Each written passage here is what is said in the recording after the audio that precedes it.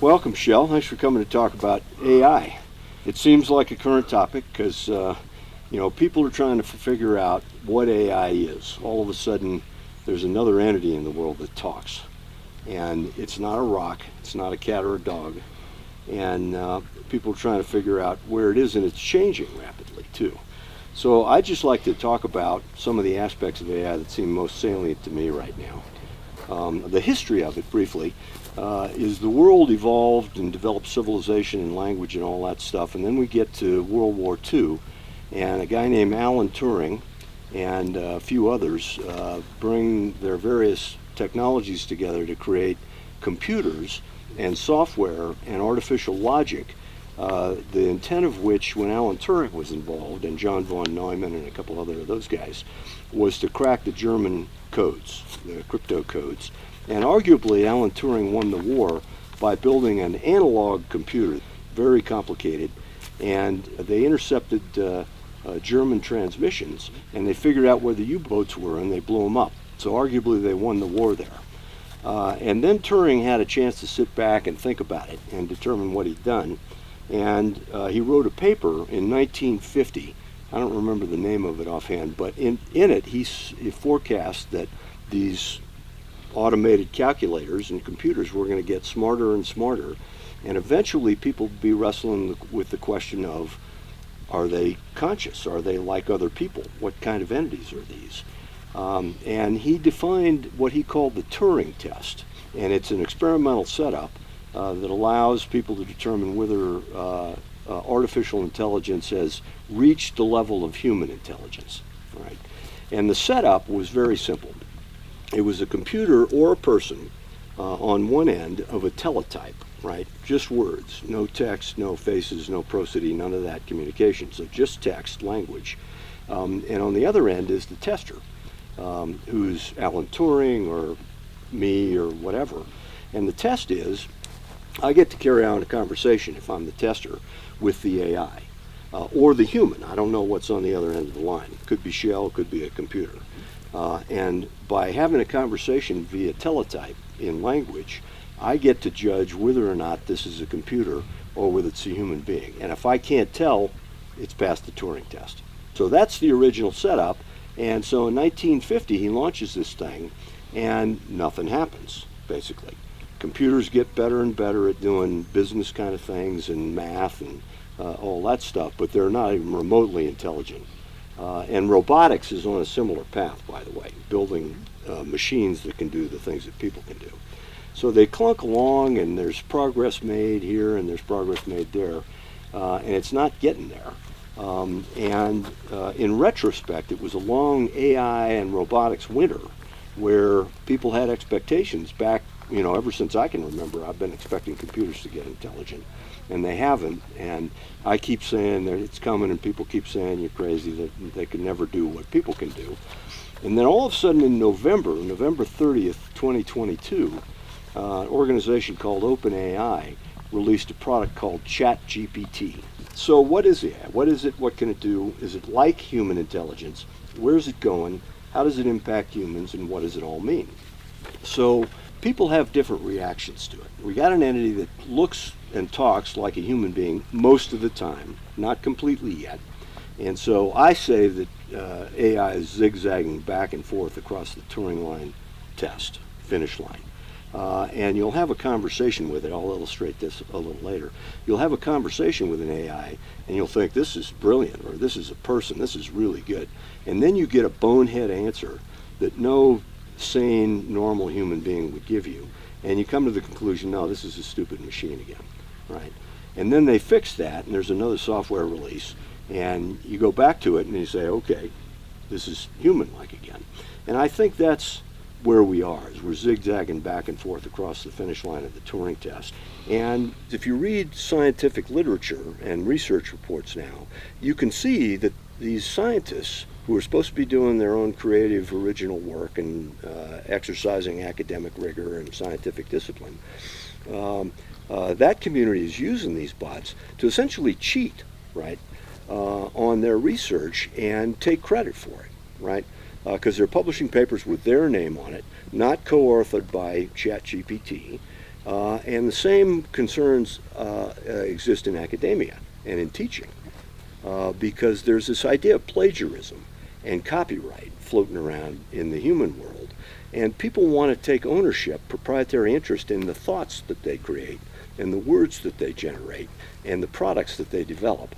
And they want the benefit of those, the economic benefit, and also, I guess, the social benefits of admiration and respect and all of that stuff. So there's these human issues floating around about plagiarism and copyright. It seems to me that this opens up the Pandora's box of who owns information, who owns knowledge. And as you know, that's not only a philosophical question, but it becomes an economic question. And when it comes to economics, there end up being a lot of players and perspectives on it. For the most part, I appreciate the possible positive contributions. And so much of it is based on the ability to gather and organize information. When I look at the potential for medical technology, for example, and curing diseases, when I look at scientific progress, when I look at solving hunger issues and so on, I think that there's a role for AI in all of these. And my reservations with AI, I think they largely boil down to two areas. And the first area is the concern about bad actors. So, I'm perfectly aware that we sometimes have this delusion that we can keep things safe if we have only good security. Well, I think that that's a fallacy. I think that there's always an opening for bad guys being as smart as the good guys and having ample motivation. And less constraint. And less constraint, that's right, to crack the system and potentially do really bad things. I'm aware that over the last 20, 30 years, as we have become more dependent upon communication in the digital world, what the impact of that has been on human relations and what the impact has been on, particularly on the cultivation of empathy. And I see that in clients that I've seen, and I've certainly read about it from other people, and I know the research that says, if you put a cell phone on the dinner table, it changes the amount and tenor of the communication, even if you don't use it. Yeah, and that's not in a positive way. And I know that as reliant and as preoccupied as people are using their technological devices, their gaming and their so on, one of the frequent effects of that is that their human relation skills diminish. An example for me would be that I think that there's a difference between the handshake of a good friend and the handshake of an insurance agent. Now, you may not be able to tell the difference by looking at pressure and warmth and everything else that goes on in those two handshakes. But what makes them different is intentionality. And that is that contributor toward communication and relationship. And there's so much research that says that health, physical and mental, longevity, well-being, an important component of that are close, intimate human relationships. Absolutely. And I hold both perspectives. I was there for that sequence of developments. I started working in computer science about 1972, and computers were getting more sophisticated, and we all thought this would be an unmitigated boon for mankind, right? Better information processing. And now here in 2024, we've got smartphones and these sociological phenomena that you've described, social media, and its negative effects on human interaction. So there's the good and evil use, the bad actors and the good actors. And then there's the humanistic perspective, which said, are we missing something here? And we for sure are missing something for now, Okay, on the slang, I think ChatGPT will get better at that if it knows who it's talking to, because you need to use the slang that's appropriate to a particular population in order to do it right.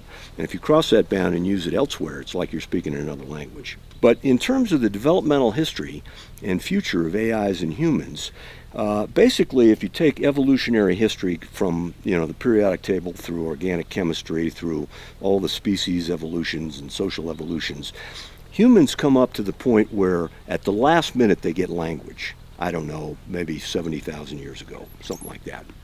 And it's built on top of this whole structure of feelings and emotional relational needs and social and cultural habits that have to do with the welfare of the individuals in that system.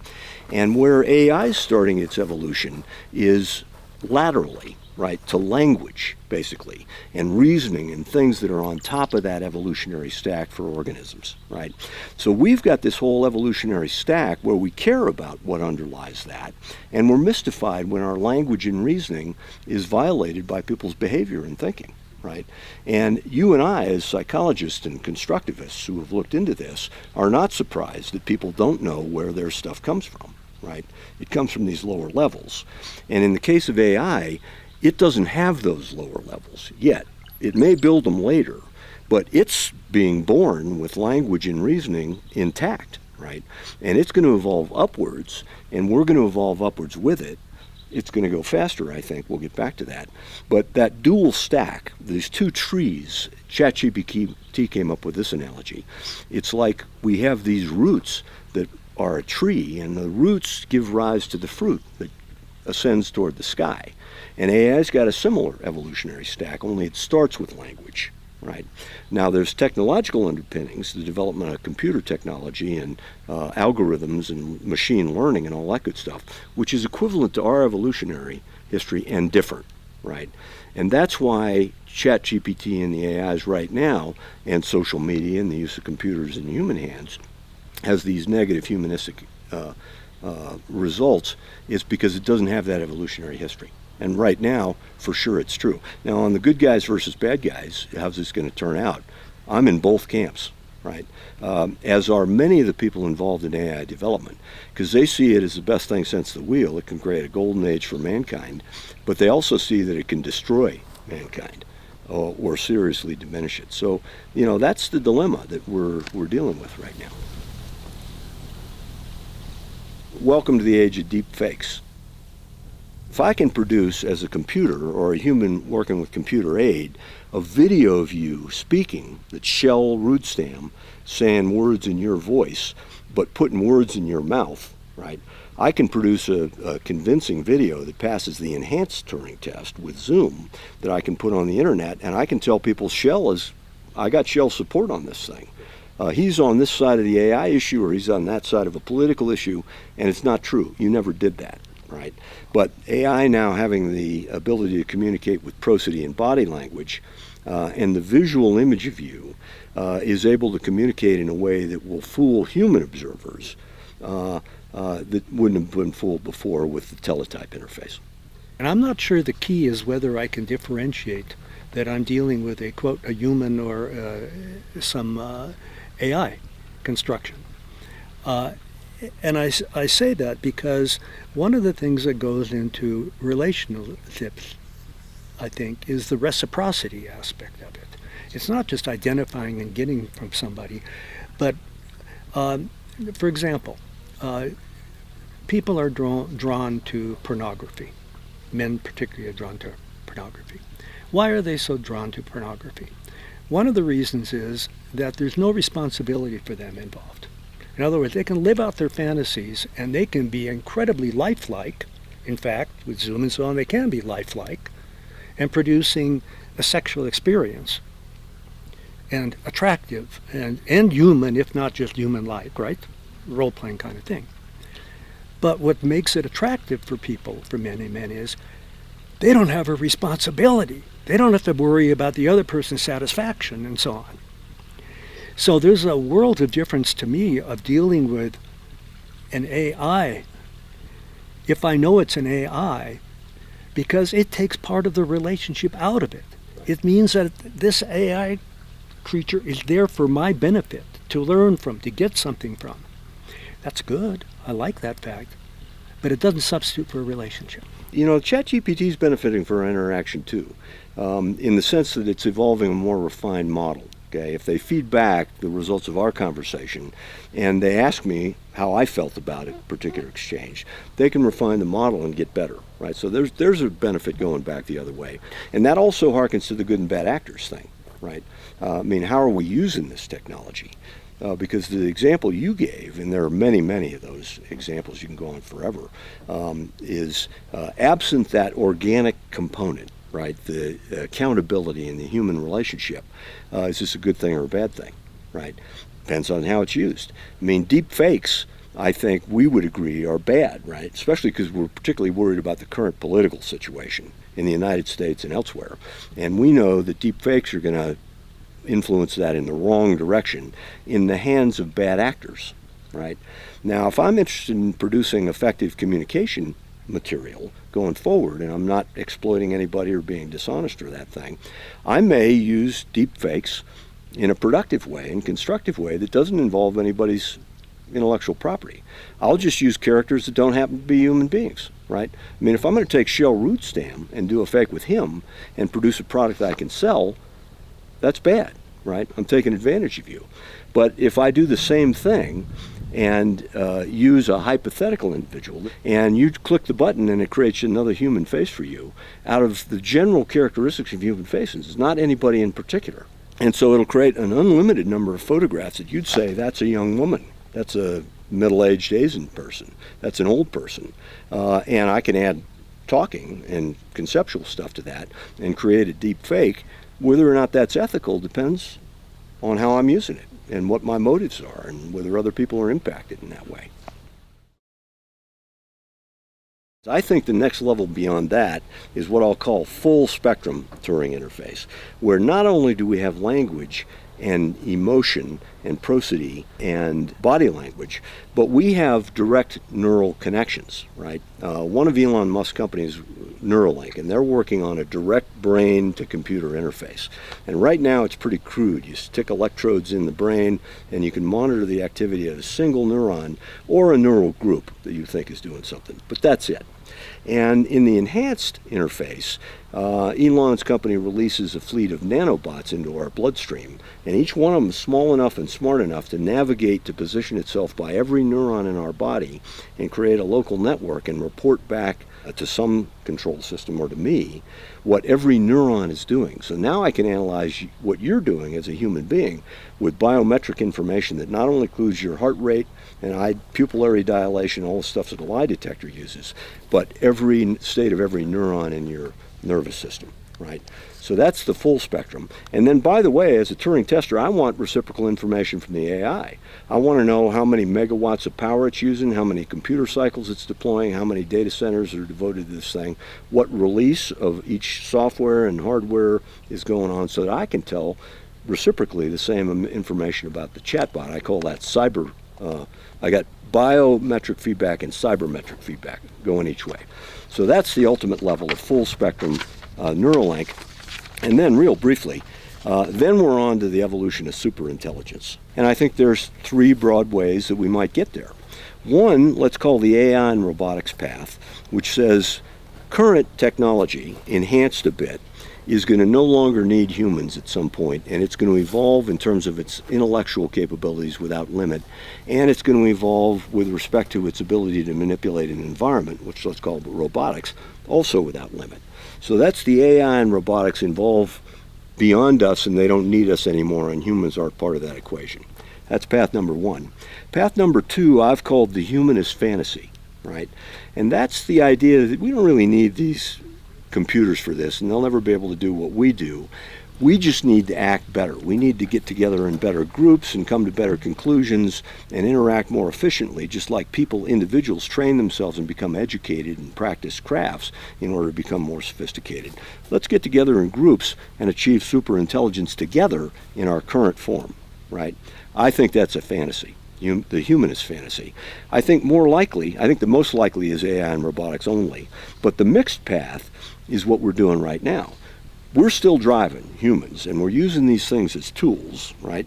And it's enhancing our capabilities because our intellectual abilities are enhanced by our interaction with these guys. Our social abilities probably are diminished right now, and our human empathy is diminished, but intellectually, we're already enhanced by them. And in turn, they enhance us, we enhance them by developing their successors and next releases. And robotics similarly, right? We're enhancing ourselves. You've got hearing aids, I've got an iPhone. We're enhancing ourselves, and those things are starting to be implanted, like cochlear implants and Neuralink implants and all that stuff. So the mixed path is where AI develops intellectually and humans develop in parallel and synergy with it, okay? That's the mixed path, and that has unlimited forward potential too. And of course, there's the ultimate question there of who's in control.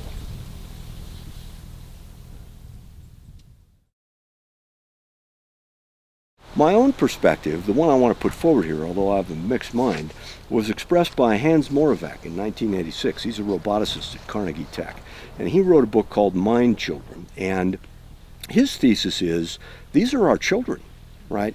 We're inventing them, and we should get behind them and love them in the same way we love our children. Are they going to be difficult? You bet, just like kids. Do they have enormous potential? You bet. Are they optional? Not now. Here they are. We need to help them develop and try and instill our best values in them to make them good citizens of the universe. As they mature, we need to respect them and let them go, realizing that we can never go where they're going, not even in our dreams. And really, to conclude, I'd like to read the best articulation of that I'm aware of, which is Kjell Gibran in a book called The Prophet. And the setting is the sage is on a Mediterranean island. He's leaving, metaphorically, to go death, but the ship's coming to get him and take him away. And so he has everybody meet him on the beach, and they get to ask him one last set of questions. And they ask him about love and life and food and all that stuff, and children. And the prophet's response is, your children are not your children. They are the sons and daughters of life's longing for itself. They come through you, but not from you. Though they are with you, yet they belong not to you. You may give them your love, but not your thoughts, for they have their own thoughts. You may house their bodies, but not their souls, for their souls dwell in the house of tomorrow, which you cannot visit, not even in your dreams. You may strive to be like them, but seek not to make them like you, for life does not go backwards, nor tarries with yesterday. You are the bows from which your children are as living arrows are sent forth. The archer sees the mark upon the path of the infinite, and he bends you with his might, that his arrows may go swift and far. Let your bending in the archer's hand be for gladness, for even as he loves the arrow that flies, so he loves also the bow that is stable. Thank you for coming, Kjell. I mean, it's a privilege to have you and the other guys involved in this discussion as friends and interacting with the larger society. It's a caper for me, and I'm honored and privileged to be able to do it. It's always informative spending time with you, and I love to see how your mind works and how you're really digging into this very contemporary and highly important topic.